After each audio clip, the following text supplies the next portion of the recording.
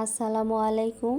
Hello everyone, welcome back to my channel. This is Marjia daily blog থেকে বলছি। কেমন আছেন সবাই? আশা করি সবাই ভালো আছেন। আমিও আল্লাহর রহমতে অনেক ভালো আছি। তো প্রতিদিনের মতো আজকেও একটি নতুন ডেইলি ব্লগ নিয়ে চলে আসলাম আপনাদের মাঝে। তো আজকে আমি সেহরির একটা ডেইলি ব্লগ করেছি, সারাদিনের রোজার প্রস্তুতি। তো আমি সন্ধ্যাবেলা মানে ইফতারির পর বের হয়েছিলাম একটু বাহিরে। তারপর একটা কফি খেয়ে নিলাম। তো কফিটা খেয়ে বাসায় চলে আসলাম আর সাথে কিছু জিনিসপত্র কিনে নিয়ে আসলাম। তো বাসায় আসার পরে হচ্ছে গিয়ে রুই মাছটা মা নামিয়ে রেখেছিল, খুব সুন্দর করে ধুয়ে হলুদ লবণ মাখিয়ে রেখেছে। তারপরে হচ্ছে আমি তো এটা ভেজে নিলাম। তো এটা হচ্ছে সেহরির জন্যে রান্না করব বলেছিলাম, মানে একদম মাছ ফ্রাই রাখবো, কিন্তু আফসোস আর সেহরির সময় এই মাছটাই নিতে একদমই মনে ছিল না।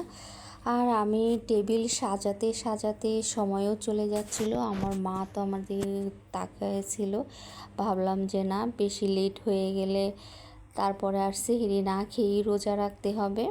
তো যাই হোক, যেগুলো সাজিয়েছি ওগুলো দিয়েই সেহরিটা করে নিলাম। আর মাছটা তো একদমই মনে ছিল না নিতে। তো আমি যখন মানে সন্ধ্যাবেলা বাহিরে বের হয়েছিলাম তখন হচ্ছে গ্রিল নিয়ে এসেছিলাম, তারপরে নান নিয়ে এসেছিলাম। তো এগুলো আনার পর রেখে দিয়েছি। তারপর তো আমি অনেক আগে উঠেছি, যেহেতু আমি ভিডিও করব তাই একটু আগে আগেই উঠেছি। তো ওগুলো আমি ওভেনে দিয়ে দিলাম, নানটা আর হচ্ছে গ্রিলটাকে ওভেনে দিয়ে গরম করে নিলাম। তো তারপর হচ্ছে একটু শরবত বানিয়ে নিলাম, যেহেতু সারাদিন রোজা রাখা হয় সেই ক্ষেত্রে আমি চেষ্টা করি বা আমাদের বাসায় সবাই চেষ্টা করে একটুখানি শরবত খেয়ে নেওয়ার। আর সেহরিতে একটু ফ্রুটস খেলে ভালো লাগে, যে কোনো ফ্রুটস খেলে পরে সারাদিন মনে হয় শরীরটা ঠান্ডা ঠান্ডা থাকে। তো আমি তো শরবতটা বানিয়ে নিলাম, তারপর আমি কিছু আঙ্গুর নিয়ে নিলাম, আঙ্গুরগুলোকে খুব সুন্দর করে ধুয়ে নিলাম। তারপরে হচ্ছে গ্রিলটাকেও দিয়ে দিলাম ওভেনে, নানটাকে দিয়ে দিলাম, তো গরম করে নিলাম। তারপর আমি তো এইগুলোকে খুব সুন্দর করে একটা প্লেটের মধ্যে নিয়ে নিলাম।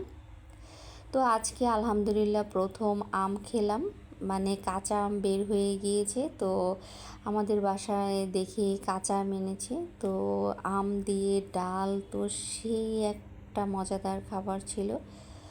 তো মা দেখলাম আম দিয়ে ডাল রান্না করেছে, তারপর লেবু পাতা দিয়ে ডাল রান্না করেছে, আর হচ্ছে ছোটো মাছের চচ্চড়ি করেছে, তারপরে শুটকি দিয়ে বেগুন রান্না করেছিল, এটা সন্ধ্যা রাতের ছিল। তারপর অল্প টমেটো দিয়ে টক রান্না করেছে। তো আমি একে একে সবগুলো খাবারই নিয়ে নিলাম। আর হচ্ছে গিয়ে গরুর মাংসের তেহারি। তো এই তেহারিটা হচ্ছে সন্ধ্যার সময় করেছিল, মানে ইফতারির সময় করেছিল।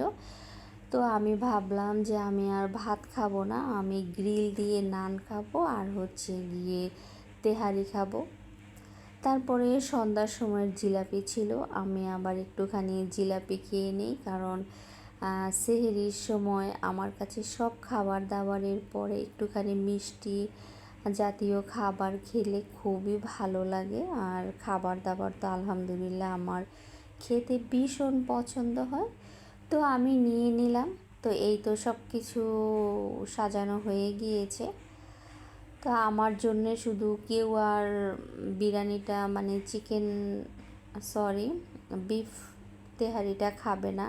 তো আমি ভাবলাম যে আমার কাছে তো গরুর মাংসের তেহারি খেতে দারুণ লাগে, তাই আমার জন্য আমি প্লেটে বেড়ে নিলাম। আর সবাই ভাত খাবে তাই ভাত নিয়ে নিল। তো এগুলো সব কিছু নেওয়ার পরে হচ্ছে আমার সালাদ কাটতে আর মনে ছিল না, আর এতটা সময়ও ছিল না যে সালাদ কেটে বসে খেতে খেতে হয়তো আজানের কাছাকাছি চলে আসবে বা আজান দিয়ে দিবে, তাই খাওয়া দাওয়ায় বসে পড়লাম। তো এই তো ছিল আজকে সেহরির মেনু। তো আলহামদুলিল্লাহ অনেক ভালোভাবে সেহরিটা শেষ করলাম, কিন্তু আমের ডালটা খেতে চমৎকার ছিল, কারণ নতুন আম নেমেছে। তো এই তো ছিল আজকের সেহরি ডেইলি ব্লগ। তো সবাই ভালো থাকবেন, সুস্থ থাকবেন। আবার নতুন কোনো দিন নতুন কোনো ডেইলি ব্লগ নিয়ে আপনাদের সামনে হাজির হয়ে যাব। আর দেখতে দেখতে আজকে 13 রোজা শেষ হয়ে গেল। তো সবাই দোয়া করবেন, আমিও সবার জন্য দোয়া করব, যাতে আল্লাহ আমাদের এই রমজানের উসিলাতে সবাইকে মাফ করে দেন। তো সবাই ভালো থাকবেন। আর হচ্ছে গিয়ে সব কিছুর পরে কিন্তু আমি চা খেয়েছিলাম, 1 কাপ গরম গরম চা।